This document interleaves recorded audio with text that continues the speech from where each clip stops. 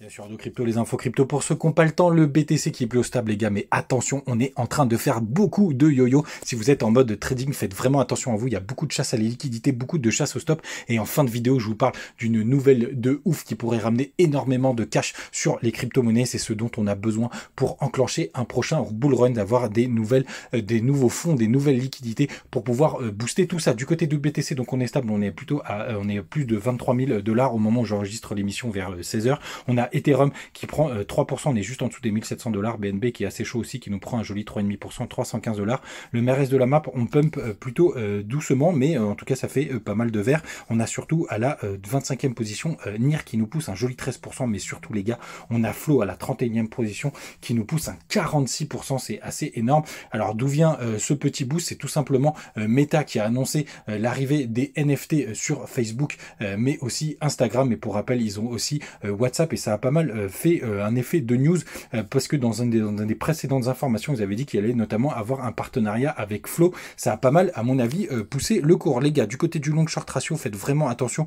Quand j'ai enregistré l'émission hier, on était aux alentours des 62% de long. Ça a pas mal diminué depuis. Là, on voit qu'il y a un petit engouement au moment où j'enregistre, mais rien de bien méchant. On est plutôt stable. On est à 53% et ça, c'est plutôt pas mal pour avoir un pump ou en tout cas un dump. Ça donne pas vraiment la direction quand on est plutôt neutre comme ça. En tout cas, sur les CVD, ça chute au moment où j'enregistre l'émission, et on a eu un petit pic de liquidation. Vous voyez juste ici quand vous mettez les liquidations sur les longues, sur ces petites bougies, donc entre 14 h et 15 h. Les gars, faites vraiment attention, il y a vraiment pas mal de yo-yo. Quand on passe en daily, c'est plutôt intéressant puisque vous voyez, on enregistre des creux de plus en plus haut. Vous voyez juste ici, si le creux est bien validé ici, on aura fait un creux un peu plus haut, mais il va falloir attendre bien évidemment la clôture de la bougie, et les sommets, les gars, sont aussi de plus en plus haut. On a la Tenkan qui fait pas mal son job en ce moment de résistance et de support. Pour l'instant, elle fait office de résistance, les gars. Attention, on est encore sur le fameux haut de l'ancien range qu'on avait réintégré sur ces différentes bougies. Donc on est encore sur une zone clé, les gars. Grosse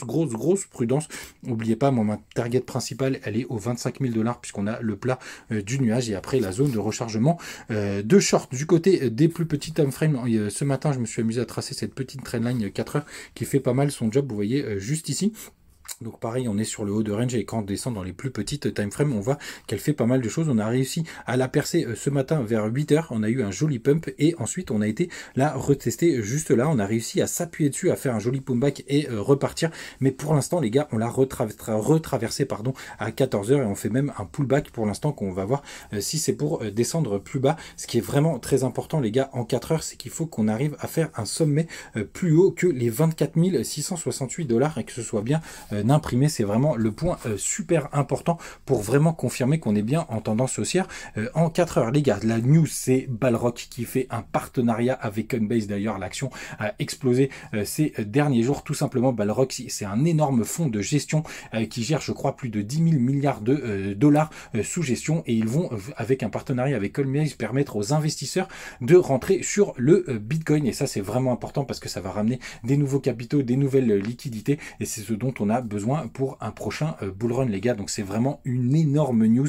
Ça pourrait vraiment faire décoller le Bitcoin et bien sûr les crypto-monnaies par la même occasion. Les gars, du côté de Wall Street, on a le SP500 qui a ouvert dans le rouge à 15 h 30, mais depuis, ils nous enregistrent que des belles bougies vertes. On va voir ce que ça va donner, mais en général, le vendredi, il y a pas mal d'institutionnels qui essayent de sauver, en tout cas les traders, de sauver leur semaine, et donc on enregistre en général pas mal de verts le vendredi. On va voir ce que ça va donner. Les gars, du côté du concours, n'hésitez pas, hein, je vous laisse toujours les liens de Bitget, et la très bonne nouvelle, ce qui est assez drôle, c'est que le numéro 2 pour l'instant, c'est un de nos followers. D'ailleurs, c'est avec lui qu'on va faire potentiellement le partenariat du copy trading.